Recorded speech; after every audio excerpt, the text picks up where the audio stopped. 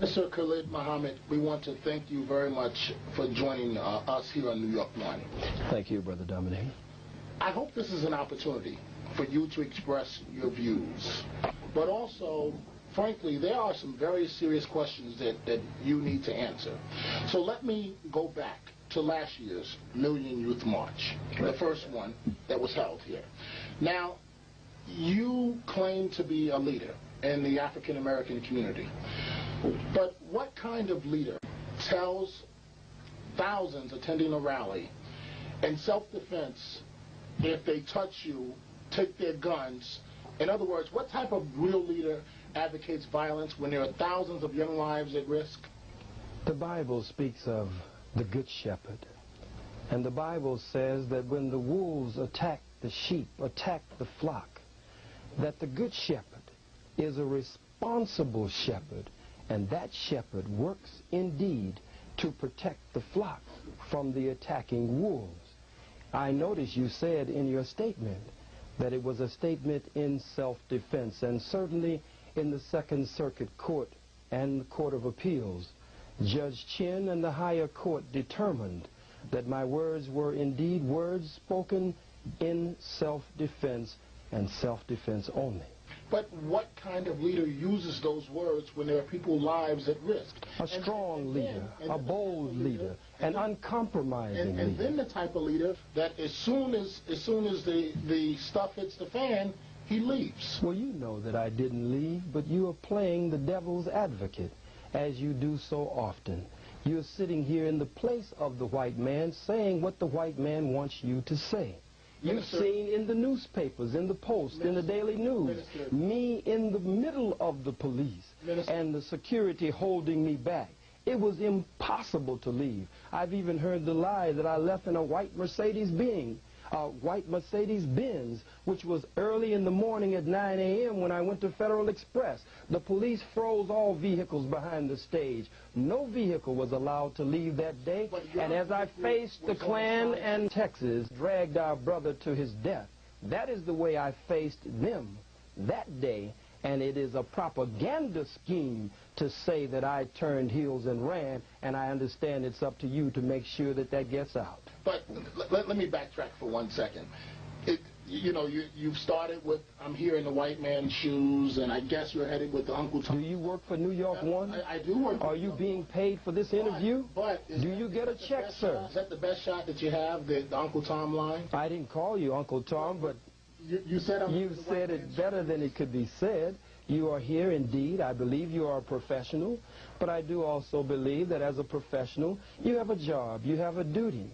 And I don't believe that you are a reporter first in the way that you have presented yourself to the community, a reporter who reports fairly. I believe that before being, shouldn't be a reporter first. You are not a reporter first. You should be black first with the responsibility. What kind of reporter would sit up and keep telling lies? What kind of reporter would try to confuse his people for a paycheck? Well, can you answer that, sir? Again, I'm here to ask the question. But can you answer that? Again, one other question. Will you answer that, sir? Minister, I'm not here to answer the question. What kind of I'm reporter here to ask the question. Put out false reports, sir? I don't You're my brother. I love you, but don't do this, brother. Be a strong reporter. Be a revolutionary reporter. It was Paul Robeson who said the battlefield is everywhere. And so you must battle on the battlefield at New York One. Police made the move last year to shut down the generator. But you had to know. You're a very smart man. The city was not going to let you go 1 minute past 4 o'clock. Can one reasonably conclude that you were looking to spark an incident, possibly to spark a riot? Emphatically no, sir. I was not. And I appreciate the credit that you have given me. But I did indeed believe that there would be flexibility at the end of the rally because they had promised flexibility.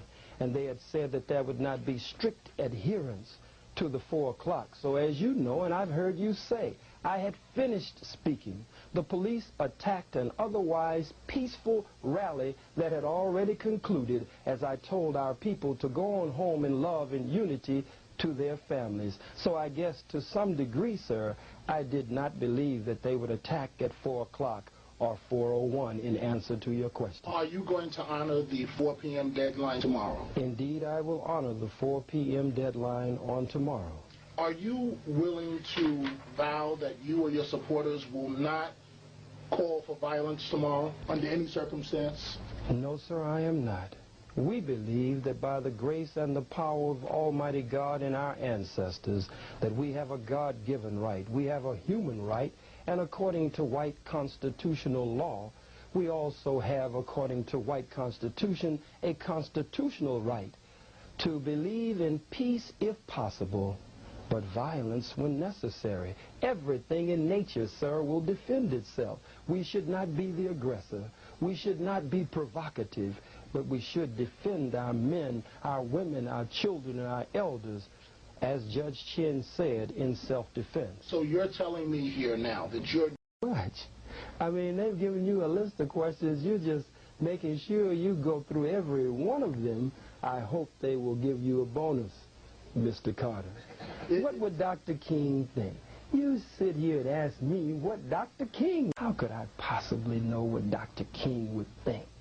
I think, though, that maybe Dr. King would understand that when you have a strong, militant, revolutionary, uncompromising voice out there, that it forces the enemy in a position to say, I'd better deal with Martin Luther King Jr. I certainly don't want to deal with the Black Power crew that's out there. How do you go? And it's amazing. Is this something that you do with blacks that disagree with you? You have to be a Tom or a boot-licking, buck-dancing person. Well, where does this come from? I mean, you've made this charge several times to me during this interview. You know absolutely nothing about it. I call you boot-licking? No, you haven't. But you said, I hope they give you... Am I disappointing you, Mr. Carter? And since I'm not saying those things, you're just going to give them to me. Is that what's happening? No. They're going to be angry with you when you couldn't get this across. So you're going to give these things to me. I haven't called you that, brother. You just said... Not one time. You said they sent you with a list of questions, and I hope they give you a bonus when you get back to the station. Well, does your wife hope that they'll give you a bonus? You don't know anything about me. Brother, I know that you have a family, and a bonus could help. It's time for break.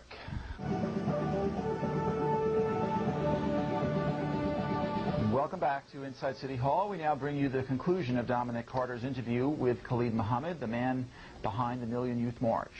Minister, we've talked about many topics. Let's now discuss your 7-point plan. And is it realistic? I mean, one of the things that you're talking about is paying African Americans for slavery. Yes, sir. Now, President of the United States, how many presidents did it take to apologize for slavery? You have to know that that's not realistic. Reparations, that it won't happen. Well, sir, the Japanese were paid reparations. The people who are called Jews were paid reparations. Some of our brothers and sisters of the indigenous people who are called by the white man Indians, some of our brothers and sisters were paid reparations. And we can never say that it is unrealistic. It is a goal. It is a platform. It is a just demand against our oppressors and those who indeed owe us to repair the damage. So, because you feel that it is unrealistic, is not reason enough that the youth would take it from the 7-point program of action. Can you answer quickly? Please allow me to do that. I thank you. Number one, the program of action for the Million Youth March 1999 is to end police murder and brutality and the harassment of our people. Point number two, self-defense of the black community, to build the people's militia as a self-defense unit as the Constitution of white America allows for. Number three, control of the politics and economics in our communities, build independent political, social, and financial institutions in our community. All realistic goals. Number 4, build independent schools, black liberation schools, community control schools, alternative schools, where we can train and teach our children a proper knowledge of self and education that will lead to one of our sub-themes of the march is saving our youth, securing our future. Black power into the year 2000 is the main one. Number 5, reparations for the descendants of African people enslaved in the United States of America, we have just touched. Number 6, free all political prisoners and prisoners of war. And number 7, self-determination for the black nation. 40 million Africans inside the United States are an oppressed and colonized nation, and our struggle, the youth say, and we back them up 100%, and it is our struggle also, is for national liberation. What type of leader identifies an elected official, a council member, yes, sir, and then has his followers, or his followers then follows that individual for several blocks, and the elected official, Bill Perkins, Councilman Perkins, feels threatened? They gave you the right questions. We never did that. That is why District Attorney Morgenthau could not indict me. That is why no warrant was issued. That is why in all of the clips that were played, initially, Councilman Perkins called for my arrest. But you see me in none of the clips. I didn't tell anyone, go get him, go do this. And all of those who are around him, all of them, just a second, all of them who are around him are his own supporters, and they're the ones jostling him and moving him. Not one of the brothers or sisters, the youth that I watched from across the street, ever touched him.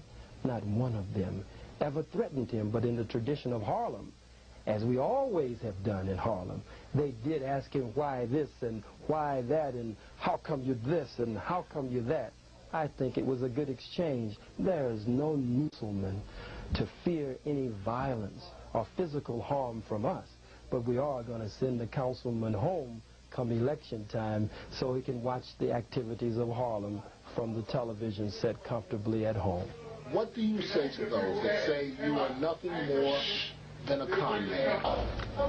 I would say that I am gaining, by the grace of God, the confidence of my people, that they see me as not one who will turn heels on them and run or grab the money as the lie goes out when we played video film after video clip in court. And there is no evidence to support that. I think that I have gained to a great degree their confidence, and we were in the what is called the Latino community, and they shouted in the streets, chanting when we stopped to greet them. I have gained the confidence of our people, and God is increasing that confidence on a daily and consistent basis. But if by that you mean something negative, I have never been that. And it's not in me to be that, sir. Minister Khalid, Muhammed, thank you very much for joining us on New York One. Thank you. I hope you get that bonus.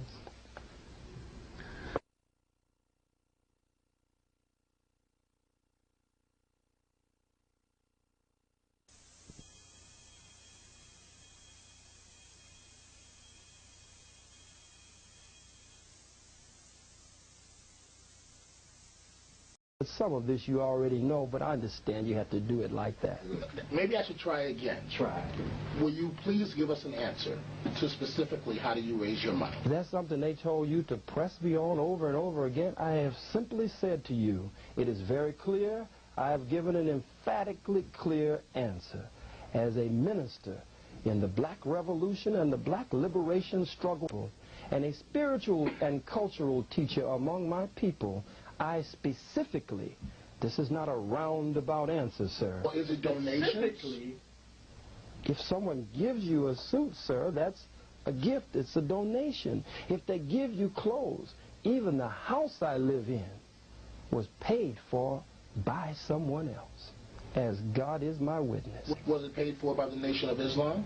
No, sir, it was not. But the Nation of Islam has indeed been my foundation, and what I've learned from the Most Honorable Elijah Muhammad's teachings and the Honorable Minister Louis Farrakhan is what gives me my base today and gives me my grace today by God's permission. Minister Muhammad, how does all the anti-Semitic talk lift up black people? I don't understand, sir, what you mean by anti-Semitic you know talk. Exactly I don't know I mean. what you mean. When I say anti-Semitic talk, and I don't want to repeat the comments that you've made in some of Then you don't want to ask me the question. About the cracker comments, the comments constantly about Jews keeping blacks down. Let's look at that, sir, if you will. When I say, Brother Dominic, the cracker is a term of white origin. It is not a black term. And it is a term that has both a literal meaning and a figurative meaning. It means the cracker who cracks the whip or the whips with the old cat o' nine tails from chattel slavery. But it also indeed means one who cracks a whip today. Giuliani, Safer, who cracks a whip to keep his slaves or to keep his subjects or people he would like to be his slaves or subjects in his control, to crack that whip and keep them in line, to tell black elected public officials, I'm not going to meet you when Jallo was shot at 41 times or Brother Abner Louima was sodomized. I'm not going to meet with you, but to immediately set up negotiations with the community, the so-called Jews in the Brooklyn area when something happens in their community. That's a cracker. We always said on the plantation, Lord, child, Lord have mercy. Here come the cracker man. He's the one who cracks the whip to keep you in line. Okay, well, what is, besides the... And the so-called Jews, I say so-called, not in mockery, Brother Dominic. I'm not playing to any cameras. They are the so-called Jews because we are the true Jews, the true Hebrews, the true and real Israelites. Right has been stolen by them. We are the true ones that fulfill Bible prophecy and Scripture. Isn't it a fact that you know, by throwing out those terms, you're guaranteed press coverage? I'm not throwing out terms. I'm fighting age-old enemies, and I'm planting seeds in the minds and hearts of the youth and the masses of my people that we will not make the same mistakes again. As they say in the so-called Jewish community, never again, never again. What happened in your life that gave you your personal experience, your perspective on Jews in your lifetime? Study, experience, living, studying the teachings of Dr. Yosef ben Yachanan, studying the teachings of Dr. John Henry Clark, studying the Most Honorable Elijah Muhammad, Minister Malcolm X, the Honorable Marcus Mosiah Garvey, and Dr. Louis Farrakhan, Dr. Barashango, and Browder, and Akbar, and many others. There are volumes of material, and even studying the book called The Secret Relationship Between Blacks and Jews, a book that thick with nothing but so-called Jew historians and scholars who explain their role in the black or the African Holocaust. Do you have a Jewish friend? No, sir, I do not have a Jewish friend. I am the black Jew. I am the black Hebrew. I am a member of the family of the black Hebrew Israelites. But if you're asking me, do I have a white so-called Jew friend who is not in that line of Semites, so I can't be anti-Semitic? Did you know that there are Semites in Africa? Did you know that there are Semites in Asia? That there are some Semites so black and purple black and beautiful? These are people using a political term, anti-Semitism, when it's really anti-Kemetism and anti-black program. Let me ask you this, and maybe you'll answer it and not attack me, but let me try this. I haven't attacked you, brother. The Uncle Tom. I didn't call you an Uncle Tom. You haven't used it yet. But well, why accuse me of something I haven't done? Okay. You're just like they are in that instance, but you're not like that in other ways. Well, here's the question. Besides the fact that you're an African American, what is the difference between you and David Duke?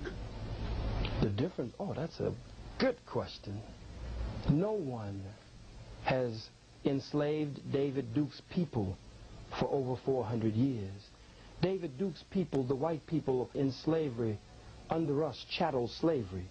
David Duke's people, the white people, have not been robbed of their names, their language, their religion, their culture, their God, their folkways, their mores, their norms, and indeed robbed of the very power of their own being. So David Duke's people are in power. My people have experienced an African Holocaust, genocide, and we're being set upon and seized upon on a daily and consistent basis. One of the 7 points is reparations, 7 points of action to go after reparations for black people, fighting police brutality and harassment and the murder of our people. David Duke's people don't experience that. There is no comparison. But critics will say he spreads hate, and so do you. Sir, I can't be responsible for what the critics say. I'm responsible for the actual facts. Let me talk about Mayor Giuliani for 1 second. You describe him as a cracker. You did it last year. You do it this year. But frankly, and you say you're a leader in the black community. I didn't say that, sir. You said I'm a leader in the black community. Why are you giving me words here today? Hasn't Rudy Giuliani... Did I say I'm a leader in the black community, sir? You have? Did I say I'm a leader in the black community, sir? You claim to be. I have never said that, sir. But can you answer my question? But I don't want you to base your question on a false premise as you do when I'm not present. I'm here today. When you hold a Million Youth March and you say you're going to have 50,000 people, as you did last year. And we did have 50,000 people. You know we didn't have 6,000 people. And you follow what the city says? You parrot what Giuliani and Safer say? I don't parrot what anyone says. Well, where did you get the 6,000? I make my own observation. But you just told me the city said it. Now you say you got it from your own observation. Now, which one is actually true, Mr. Dominic Carter? What's actually true is I make my own observations from looking from up and down. And you saw only 6,000 people, sir? I didn't say what I saw. How many did you see, sir? But see, this is very interesting because you... Brother, we love you. Don't do that. Let's hurry and get to your question. My question is, you criticize Mr. Giuliani, but isn't the fact of the matter, Mr. Giuliani has done much more for Harlem than you ever have? I would have to say that that's not only incorrect from my perspective, but there are many, many, many black people. You perhaps from your seat and however big or little your check is may not be able to say it, but there are many black people who would have to disagree with you, sir. Well, from building up 125th Street. He tore down 125th Street. He's brought in white merchants, white commercial interests who are biting up Harlem. Excuse me, sir. To have jobs back but if you are like Giuliani and your political platform is based on from welfare to work, and looks like it's from welfare to farewell to black people, then you would work hard to make sure that black people can set up their own businesses, since you are supposed to be, according to this white politics, the mayor of all of the people.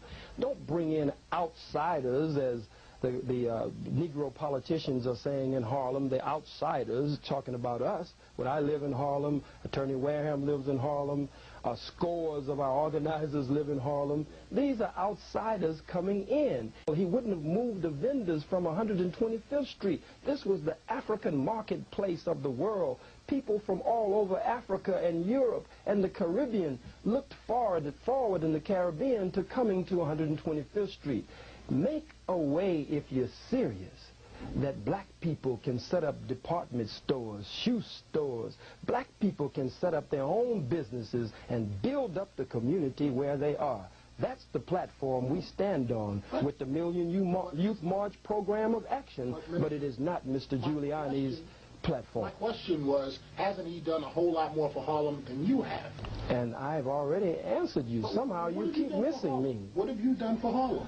At this very moment that we sit here, I'm bringing black power, black nationalism, Pan-Africanism, black liberation theology, the stage and creating the atmosphere for gaining a greater knowledge of ourselves and history and our heritage, so that we, based on the program of Garvey and Elijah and Malcolm and Farrakhan and Carlos Cook and others, that we can begin to do something for ourselves instead of always waiting and depending on a handout from the slave master. So based on what you just said, if you have only 1,000 people, maybe 2,000 out there tomorrow, will your event be a failure? It will not be a failure because millions have heard our message. You've made sure of that, Mr. Carter. What is your opinion of Dr. Martin Luther King? I believe that Dr. Martin Luther King Jr. was a good man. I believe that his heart was good. I believe that he loved our people with all of his being, and he wanted to breathe free.